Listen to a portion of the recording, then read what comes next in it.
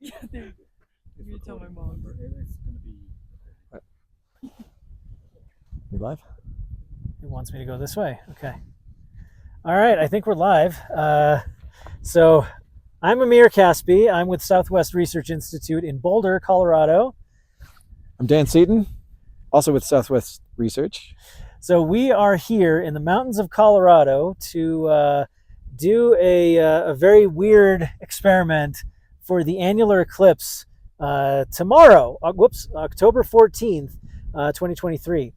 We're here doing a field test, so we're testing out what the equipment's going to be doing. You want to tell them about it, Dan? Yeah, so we're at about 12,000 feet next to Pass Lake on Loveland Pass. We are as high as we can get because we need the darkest skies we can possibly get tomorrow for our equipment to work. And what we're going to try to do is take a partial eclipse. It'll be about an 85% partial eclipse here, and we're going to try to turn it into a total eclipse.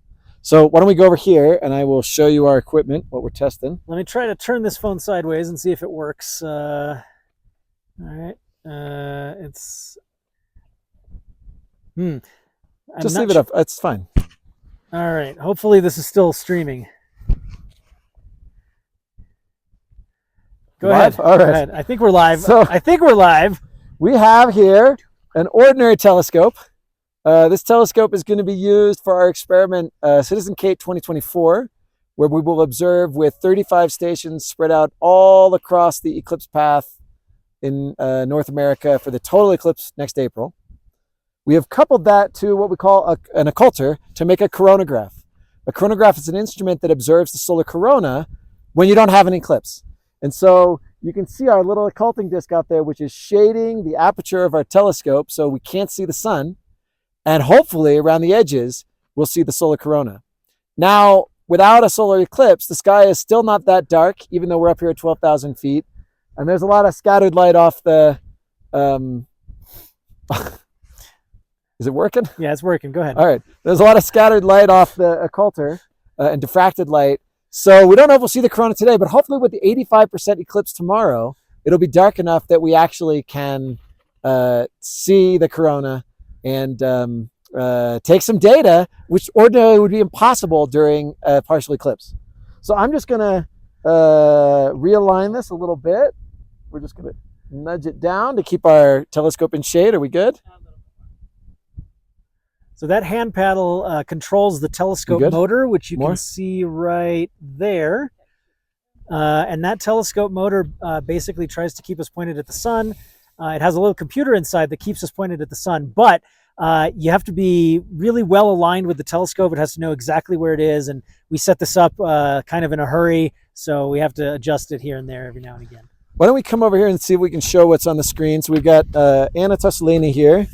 Also Southwest Research, operating the computer, and I don't know if you'll be able to see it. Yeah, if you can come closer. Let's see what we can see here. You can see the sort of the dark occulting disk with just a little bit of sunlight coming around it, and probably the corona's in there somewhere if we do a little more processing, but we'll have to do some data processing to bring that out of the faint view that we have there. Certainly, hopefully tomorrow it'll be awesome. Why don't we go over here and introduce Matt West, Dr. Matt West, who has performed admirably as our emergency telescope cover and windbreaker. We've got Dr. Sam Van Kooten, who's along for the ride and helping out in making many trips back and forth to the car.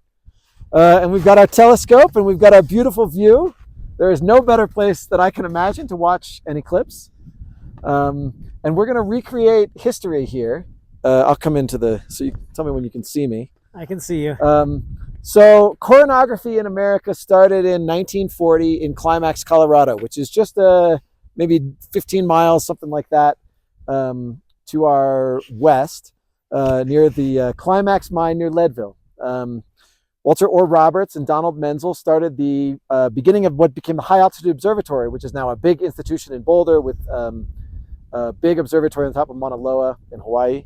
But they set up a coronagraph there that operated for 30 years and observed all sorts of solar phenomenon, was responsible for a lot of new breakthroughs in our understanding of the sun, and in particular the sun's relationship to space weather. And so we are back here in Colorado with a coronagraph maybe for the first time in 50 years, making coronagraphic observations of the sun. We'll be here, about 10:30 will be the peak of the eclipse tomorrow. So we hope to sort of come back to you guys live sometime that morning, tomorrow morning, and update you on our progress and show you what's going on with the eclipse. And I think that's about all we've got to say at this time, Amir. Yeah. I just want to show the occulter setup. Like the telescope is a normal telescope, but you can see this round thing right here is basically 3D printed so that it slides over the telescope. Our colleague Craig DeForest, who's in Albuquerque for the eclipse, designed this thing. It's got adjustment screws on there. And you can see, if we look very carefully, the occulter that is right here, that's 3D printed, and it's held up by these carbon fiber trusses, and it is casting a shadow. It's a little hard to see, but it's casting a shadow over the aperture of the telescope. And so what that's doing is it's blocking out the bright disk of the sun and allowing the telescope to see around the occulter and around the disk of the sun without being blinded by the bright disk. Now, what you saw on the screen, you saw there were some bright regions, and that's because some of the light from the sun scatters around the occulter and goes into the telescope. We can remove that in some post-processing afterwards, and there's a dog visitor here.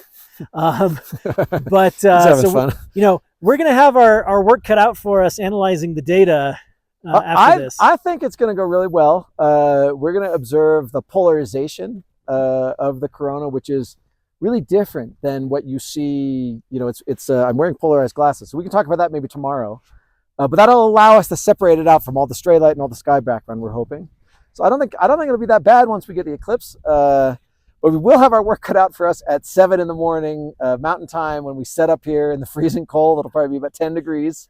You can see it's snowy and cold up here. Yeah. But hopefully we can get the job done and get some cool images. Yeah. So we've had some people joining us over these last few minutes. So you all can certainly go see the recording after it's done. Hopefully it was recording properly when I had the phone sideways. But this is our telescope setup that we're going to be using tomorrow. And you can see, by the way, the camera is just this little itty bitty thing right here. It's about 1 inch cubed. It connects to the computer via Ethernet.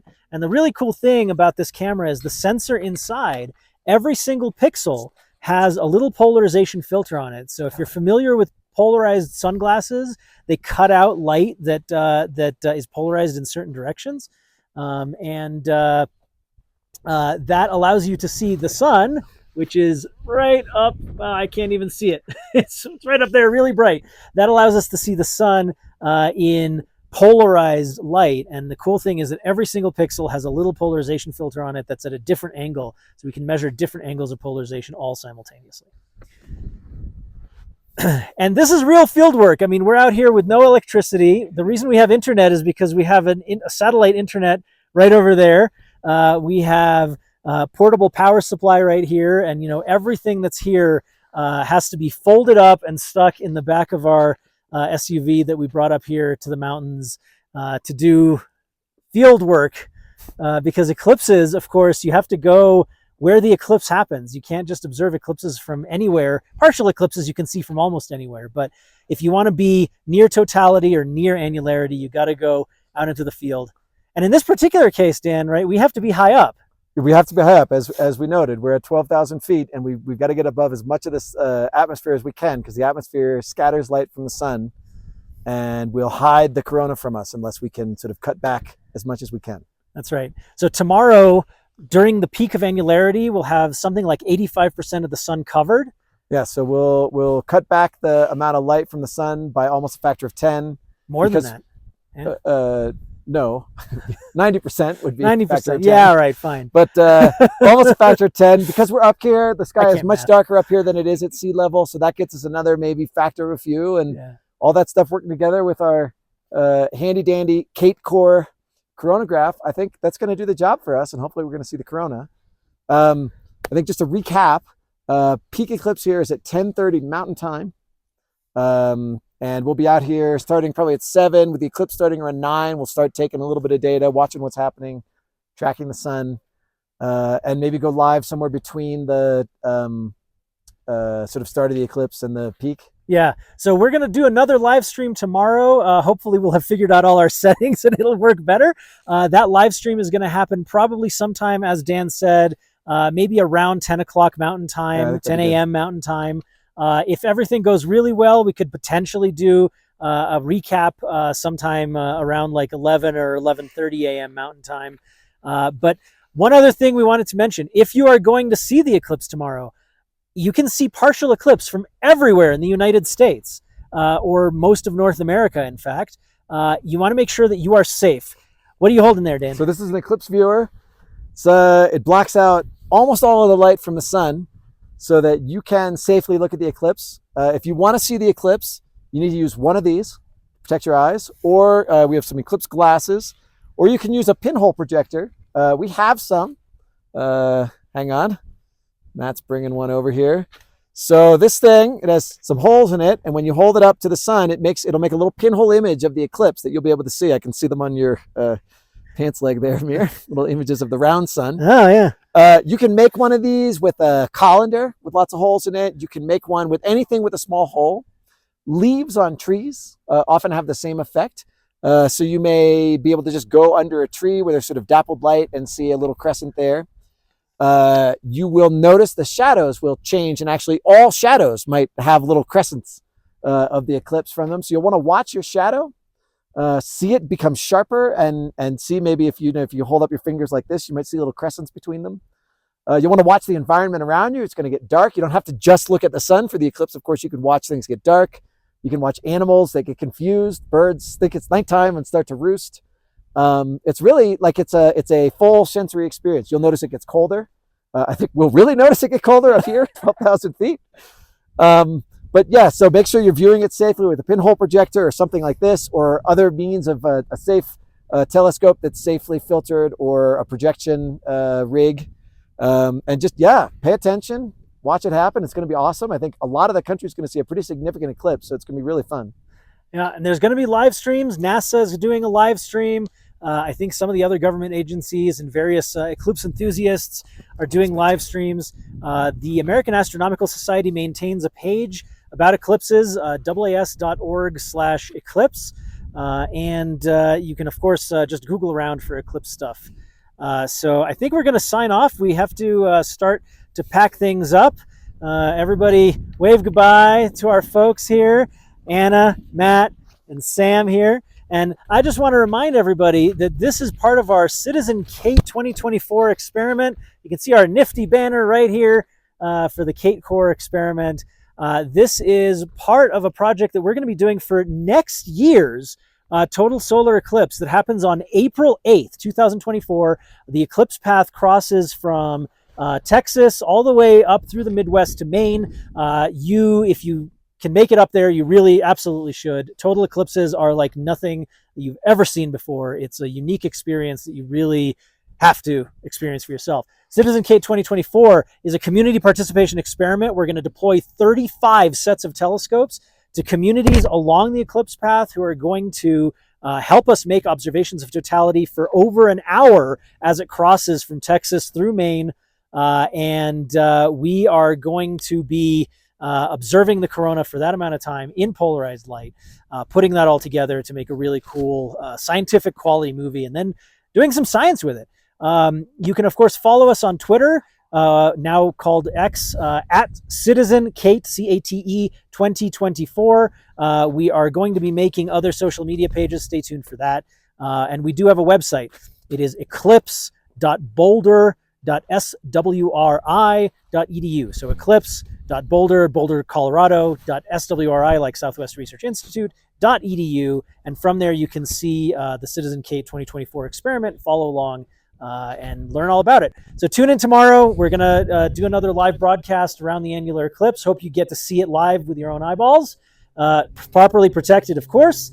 And that's it. Hope you enjoyed it. Talk to you later. If I can figure out how to turn off the live stream.